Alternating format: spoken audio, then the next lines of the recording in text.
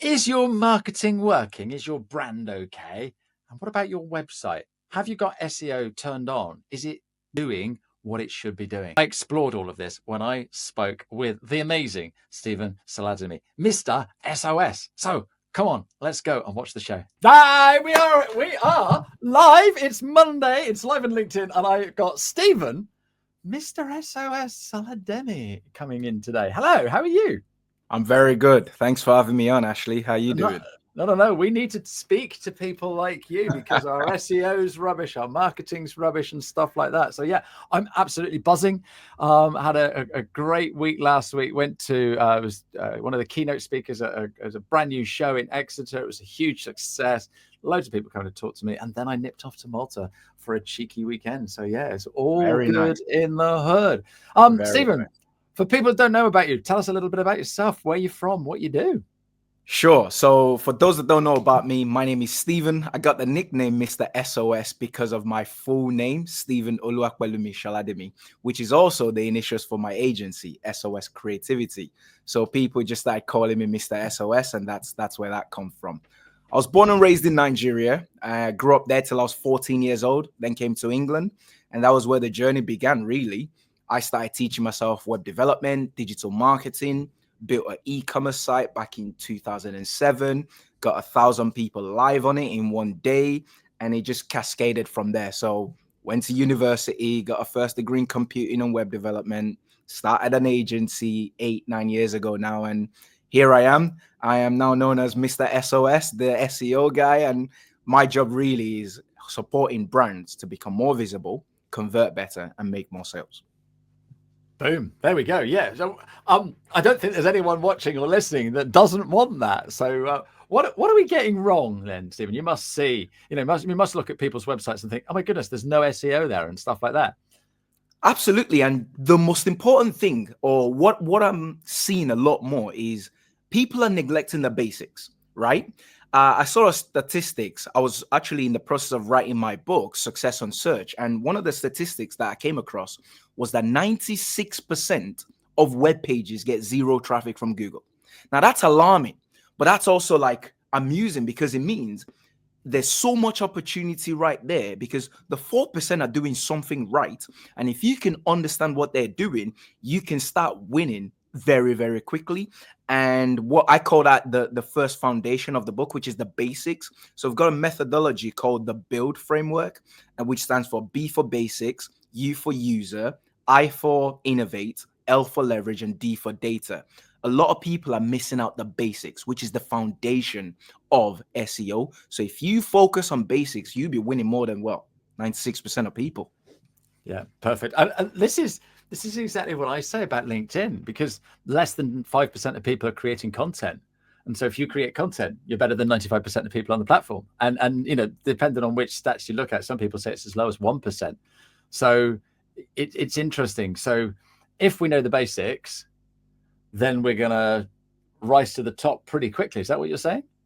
Pretty quickly. For most businesses, especially if you have a local component to your business, meaning you're operating in a particular area or region or city, if you're focused on the basics for that parameters, the reality is, especially if your business is good at what it does, you will have enough credibility and authority, and you just need to incorporate all of that into your website from an SEO perspective, and you should rise to the top pretty quickly. I mean, we've seen some brands go straight to the top in as little as 3 months. And whereas we've seen some brands, when they're going for a lot more complex national stuff, can take 12 months to 16 months sometimes. But for most businesses who aren't really tapping into SEO at all, if you start working on the foundations and the basics, within 3 months, you should see that. Okay. Is that something that I could do myself, or do I need Mr. SOS to come and do it for me? Well, the thing with SEO is so many people think it's a super complex thing, which in reality, anything is complex until you know how to do it. So if you can learn the basics, you can do a lot of things yourself. However, when you've got a business to run, you've got to worry about customer support, you've got to worry about HR, you've got to worry about finance, you've got to worry about your suppliers, and so on and so forth. Your time is gone and you're not able to put in the time required to do it. That's where people like us come in, because this is what we do day in, day out, and we're able to help get the result a lot quicker. But yeah, there's no question. If you have the appetite to learn, anyone can learn SEO. I mean, I started learning SEO as a 14-year-old. Yes, I've now got almost 2 decades of experience with me, but I also started learning very, very young, and I became good at it. So any business owner can implement the right strategies by themselves. But what I tend to find is you've got to have the appetite and you've got to have the time. And if you don't have those two things, then it's best looking for an expert to support you with it. That is a brilliant answer. It's like you've done these shows before. I'm just going to give a quick shout out to Mihal. He comes every single Monday to watch these shows. Good afternoon to you, Mihal, and I hope you get some great sound advice. I've already got a load straight away off the bat from Stephen. Okay, so I'm a LinkedIn guy. Everything I do on LinkedIn. Do I need a website? Interesting. That's the $1 million question, isn't it? Do you need a website? Well, I guess the way I can put it to you is this. You don't need a website if your audience don't require your website. Meaning, you've got to be where your audience are. If your audience are on LinkedIn primarily, and if your audience are able to transact with you and convert with you from LinkedIn, then no, you don't need a website. However, if we look at the business world, the reality is your website is the foundation of your online presence. Yes, you can have wonderful posts on LinkedIn. Yes, you can have the right community and the right engagement. But oftentimes, you tend to find that your website gives you that extra level of credibility. And then what it does is it exposes you to the wider audience who aren't in your LinkedIn community, but are on Google doing these searches. Your website then helps bring them into your ecosystem. That's why a website is super important. But if you can do your business without the use of a website, then by all means, you need to focus your resources there. But what I've found over the years is for most businesses, which is 99.9999999% of businesses, they need a website and they need a good one. Yeah. Okay. So you're set up in business. Like you say, you've got no time because you're trying to do everything, and you see an advert on the net or on TV, then you need a Wix website or whatever. And there's loads of different, is it Squarespace? There's loads of different website builders that even people like me can grab hold of and build something that looks impressive, or looks okay, or looks I can get away with this. What's the message for those people that are sort of like think they can do it themselves? It's a good question you ask. It's a good question, and I often get that question. So, for example, I think it was 2 weeks ago, there was a gentleman in the property space who wanted to have start a relationship. He went on our website, filled in an inquiry form, jumped on a call, had a meeting, went through his website. What's his goal? Is trying to become the top in this particular region for property investors and X, Y, and Z. So we looked at his website. He's been working on his website himself. It was built on Wix. And after going through all the audits and everything, I had to say to him, listen, unfortunately, we actually can't work with you in this environment because of the limitations of this platform. Now, I talked about basics at the start. There are 3 key components in the basics of SEO. There is your on-page there is your keyword research to start off with. You've got to know which keywords your audience are using. But then there is your on-page optimization. This is everything that happens on your website to communicate to Google why you are the go-to place for those said keywords. But then the third component is your technical SEO. These are all the absolute geeky things that goes on behind the scenes of your website to make sure your website loads very quickly, to make sure like all the redirects are in the right places, to make sure the integrity of the technicality of your website is in the right places. If you pick the wrong platform, that can hold you back. So while I'm not trying to throw shades on all these DIY platforms, they are great for certain things. The reality is they also have limitations. That's why we tend to work on realistically 3 key platforms.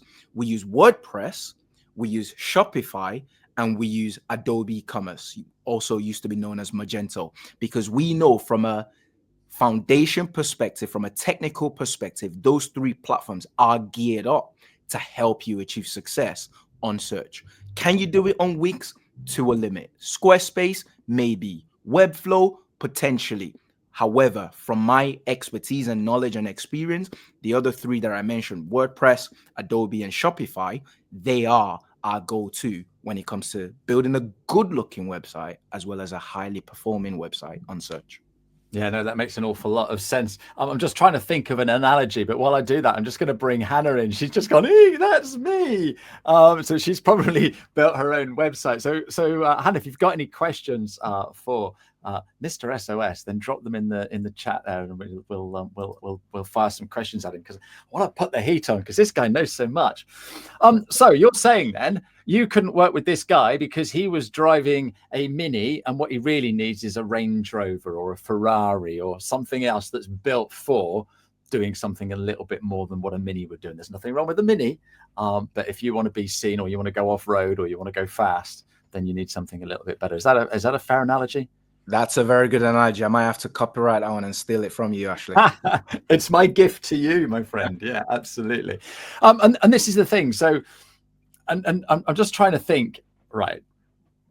Because I teach LinkedIn, I know everything there is to know about LinkedIn, or an awful lot, because that's all I do day in, day out. And this is what you do day in, day out. You're doing websites, marketing, and stuff like that. So that's why we need specialists, isn't it? Absolutely. There's so many ways to achieve your objectives now. It's impossible for you to be the master at everything, which is part of what I'm doing with my agency. We're trying to build a jack of all trade, master of all.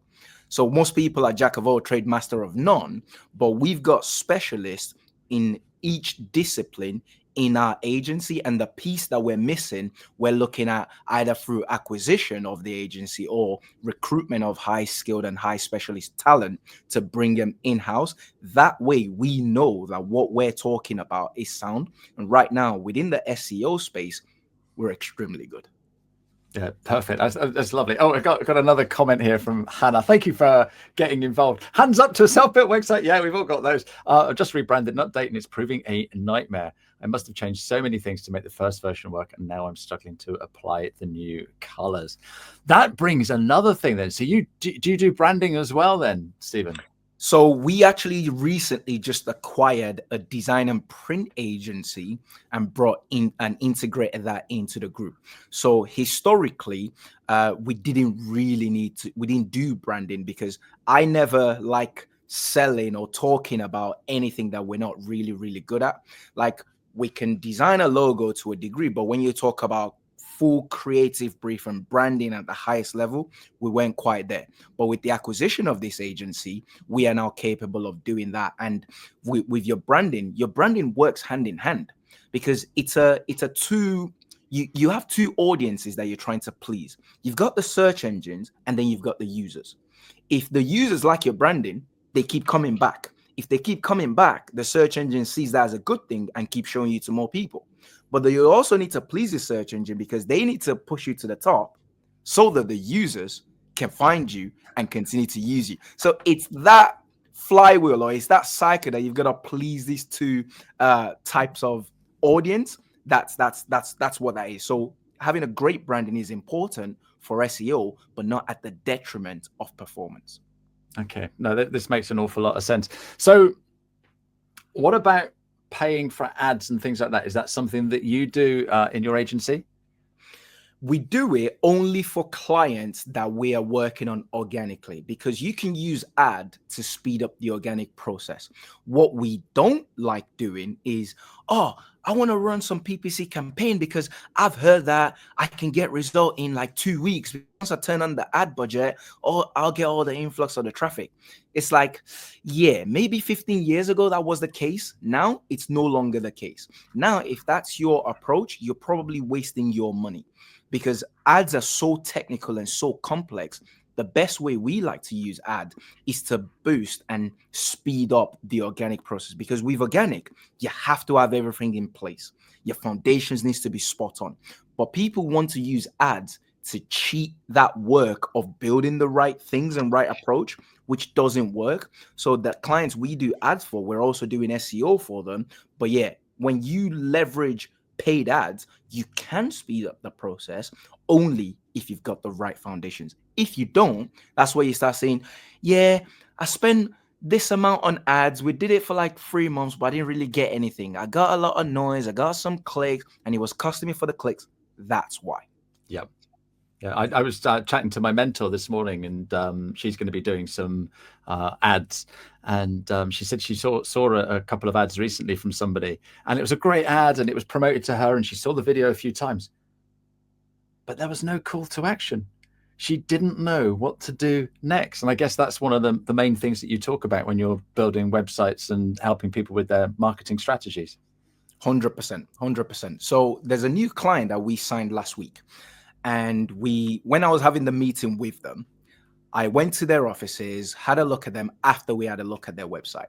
And the whole thing was, we create content, we create blogs, we're getting some traffic, but it's not turning into inquiries. So after having a look at their website in a bit more detail, I could see straight away that they had zero call to action. So I told you about the build principle at start. The U part of the build, U is for user. And there are 3 key things you need to look at there. So you need to look at your navigation, because this is how you guide people through your site. You need to look at engaging content, because that's how you retain them and bring them in. But then you need to look at your clear CTAs, your call to actions. That's how you go from visibility into conversions so that you can make more sales. So that call to action is absolutely important. And you should be having call to actions at every major section of your website, especially above the fold. When someone lands on a page, they're going to make a decision in 2 to 3 seconds. You need to make sure they can make the right decision that will benefit your business. 2 to 3 seconds. That's the statistics. That's shocking. So Hannah's getting involved in this show. Thank you, Hannah. She came off WordPress as it was a nightmare to sort the theme out, and she totally bombed her original site. She knows enough to be dangerous. I think that's all of us, isn't it, Stephen? How would you go around working with somebody like Hannah? That's a great question, Hannah. That's a really, really great question. WordPress is one of those platforms that it's easy enough if you have a slight technical knowledge where you can get in there. But WordPress is also a beast. I mean, 55% of all website on the World Wide Web runs on WordPress. It's that big. Like the community around WordPress, the themes, the plugins, like so many developers around the world, you can extend WordPress to do pretty much anything. Therefore, entry level you can get in, but then a super experienced developer is also able to take WordPress and use it and take it to the next level. So what I would say to Hannah would be, let's look at your objective. What are you trying to accomplish? Then let's look at the audience. Who are the best people? Then what are the features and benefits and the functionalities that your website need? Then you build that in a simple way possible. Then you give you the areas where you can manage and maintain, but then you retain like an experienced person, maybe like us or somebody else who can support you with all the other technical aspects. Because WordPress, in my opinion, is one of the best platforms out there. But yes, it can confuse the hell out of a lot of people just because of what you can do with it. But that doesn't mean you need to be doing everything capable with it. So you focus on the bit where you are good at, which is that could be updating content, that could be adding new pages, that could be creating blog posts and articles, but then you retain a technical person who can do all the more dangerous stuff, like you said.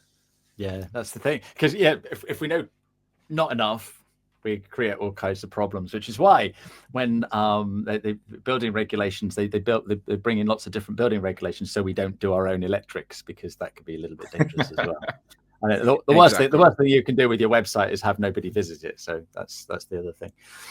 Right. So you've got this marketing agency, and you talk about SOS. What else do you do with your agency, and what are the things that are we doing wrong in our business when we're looking at marketing? That's a good question. So The agency, when I started it 8 years ago, it started as a web development company. And we started building websites for clients. And then in the second year, then we started evolving into a full service agency. We're offering social media, SEO, ads, photography, video, and so on and so forth. But at that time, we were a jack of all trade, master of none. We were just doing everything. But then about 2 years into that period, I decided, what should we become specialists at? Then we became specialists at SEO, and then we started partnering with other specialist agencies in other areas. But then as we've evolved and as I've grown as a business owner and as an entrepreneur, what I'm really seeing now is there is a place for a master of a jack of all trade, master of all, which is a one-stop shop. And I'm putting together a concept called the guaranteed growth, because I've studied hundreds and hundreds of brands who are extremely successful. From a marketing perspective, they're doing 4 things. They're operating in performance marketing. So this is your SEO, your PPC, your email marketing, and so on and so forth, conversion rate optimization. That's performance marketing. They're also then leveraging creative marketing. That's your branding, that's your website, that's your logo, that's the design of your packaging, for example. That's like anything design related. They're doing that, as well as your videography, your photography. Then the third piece is your traditional marketing. Believe it or not, there's still a huge space for traditional advertising. That's your PR, that's your TV, that's your radio, that's your billboards, your brochures, your pull-up banners, and so on and so forth. And then they're scaling all of that with system-based marketing. That's your automation, that is your CRM system, that is your ERP systems, for example, artificial intelligence, AI agents, and so on and so forth. So where we're going as an agency is through acquisitions as well as organic growth and recruitment. We're building an agency that's able to guarantee your growth, because everything we do gears up about being visible, converting better, so you can make more sales. You name any brand in the world, you will find that they have at least a few things in those 4 key segments, because that's how they continue to be visible, so they can convert and grow their business and make more sales. This is brilliant. Absolutely superb. This is more a masterclass in marketing than a chat with a couple of guys. Well, I hope it's valuable to the audience. Oh, well, I don't care. It's valuable to me. And this is the thing, right? We're all trying to run a business. We're all trying to grow a business. We're all trying to get more leads and things like that. So we don't have an awful lot more time left. So some of the key things that we should be doing once we finish this, when we go back to our office, we go and look at our websites and any of the other marketing, what are the key things we should be doing? And what are the biggest mistakes you see people doing? Okay, well, I'll go through it very, very in bullet point formats. If you really you don't have a lot of time and you want to take something tangible out of this so you can start implementing, I call it the KGB strategy. So yes, SEO can be super complex, but it's also very, very easy. About 5 or 6 years ago, I taught an 18-year-old marketing apprentice this KGB strategy. And I asked her to start using it to start implementing SEO for one of the brands that we were working on. She did such a good job. The client ended up generating over £600,000 of revenue from the campaign an 18-year-old apprentice worked on. The KGB strategy is this: keywords. That's the first thing. You need to know what keywords that your audience are going to be utilizing to try and find you, which means spend half an hour, put together a list of 20 to 50 different keywords that your audience are using. That's the first part. The second part is G for great content. Now, across those 20 to 50 keywords, you're going to be able to group them into about 10 different subsections, because there are some keywords that are going to be quite similar, which means you need to work on creating at least 10 great pieces of content. SEO is a zero-sum game.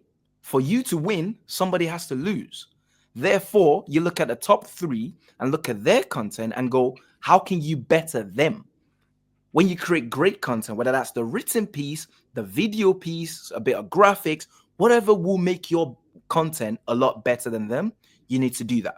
And then the final piece is B for backlinks. Google's all about authority. So you need to start getting other websites to link to that content that you've created, giving you that vote of confidence. Whether that's by you having a relationship with, say, people like the Chamber, and you did a guest blog for them and they link back to you, or you won a piece of award and somebody wrote an article about you and linked back to you, or you get yourself on directories, for example, or you use social media. LinkedIn is a great way to get backlinks. Just use the article feature on LinkedIn and then link it back to your website. So if you follow that 3 simple KGB, keywords, great content, and backlinks, I promise you, you will be better than 98% of people just by following that. An 18-year-old was able to generate hundreds of thousands of pounds using that strategy. That's like the everything in SEO, summarized into something simple, KGB. Great keywords, great content, great backlinks. Fantastic. KGB. We're not going to forget that, are we? Thank you. I love that. Absolutely brilliant. And I'm going to use this show today to break up, and this has been so valuable. Mihal's asking a quick question. If I have to do SEO by myself, what do I need to add? What do you need to add? Yeah, it's that KGB that I talked about. So you need to get the keywords, but then you need to start incorporating it into your website. So for example, if as for you, Ashley, LinkedIn trainer could be one of your keywords, but then that's a very, very complex keywords in terms of competition. So you could go LinkedIn trainer Devon as a local keyword. So now that's your keyword, LinkedIn trainer Devon. You now need great content. You need to have a landing page on your website that shows why you're the best LinkedIn trainer in the area, because you've got that great content. You put that on your website. Then you need to get people to link to you saying you are a great LinkedIn trainer. Link to that landing page. Keyword, great LinkedIn trainer. Great content, the content that you produce. Backlinks, getting people to link to that. When you have that on your website, all of a sudden, Google will start picking you up as the best LinkedIn trainer in Devon. It's simple. It's as simple as that, Mihal. So Mihal's an accountant. So what sort Same of thing applies. Yeah. Yeah, same thing applies. So as an accountant, you're gonna be, one of your keyword could be accountancy firm in Manchester, if it's in Manchester or wherever it is from a local perspective. Then you need to produce the best landing page. You need to show why you're the best accountancy firm. You've got all of these awards. You work with this type of clients. You're not the stereotypical accountant where you just hear from us once a year type of thing. You work on the VAT return, year-end submission. You support payroll, bookkeeping. You put as much information as possible to help the audience go, yes, this is the best accountant in this place. And then you start building your credibility by getting links, whether that's from directories. Go on Yelp pages and create a directory that you are an accountant in your area, link it to your website.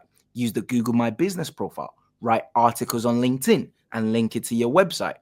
Keywords, great content, backlinks, and very, very soon you will start to climb on Google as the best accountant in your area. Fantastic. So and so just to go on that, let's just say he's in London. Okay. Would you put accountant in London, or would you put Wandsworth, or would you put South London, or do you see what I mean? Is it better to go really, really tiny and just this one area, or do you do London? That's a great question. That's a really, really good question, actually, because this is where some people can go wrong. Now, if you're a brand new website, you've got to go for a keyword that has enough people searching for it, but low difficulty. Now, if you're an established website, you can say, let's go London. But if you went Wandsworth, but then there's nobody searching for it, that's where your SEO tool comes in, because you need to know the idea of the number of people searching every single month. If there's nobody searching for it, it's not worth it. Because if you're visible to nobody, you're not getting any business. But if you're invisible to a lot of people, you're also not getting any business. So you need to find that sweet spot where there's enough people searching, and then it's not as difficult for you to try and compete. Then you start stacking up a lot of those type of keywords, and then you can compete for a lot more difficult ones. If you try and go for too difficult too quickly, you're not going to succeed with that. Yeah, so small baby steps. So he says, thank you for that. So thanks, Michal, for asking that. And Hannah's come up with a classic. So if you're an accountant, you have a professional body, and so they have a directory. And if you're using some of their software, so Xero or QuickBooks, they also have directories. So yeah, get yourselves on those directories. 100%. Get yourself in there. One of the best backlinks we've got is when I got featured on HubSpot. So HubSpot did an interview on me and a profile on me, and after the interview, I was like, do you mind linking a big keyword, digital marketing agency? Do you mind linking that to our page? Like, yeah, sure, no problem. We got a backlink. HubSpot from a domain authority is an extremely high domain authority. Now, that level of credibility that then passed into our website is night and day. Yeah, perfect. And Hannah's also saying that Answer the Public is a good place to find more information. Is that right? That's very, very right. Neil Patel's done a good job with answerthepublic.com. And yes, it's a good way to find what people are looking for.